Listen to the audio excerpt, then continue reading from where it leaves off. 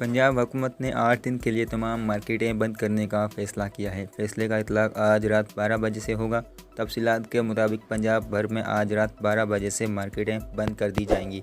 पंजाब हुकूमत ने ईद उल अज़हा के पेश नज़र तैयारी मुकम्मल कर ली है।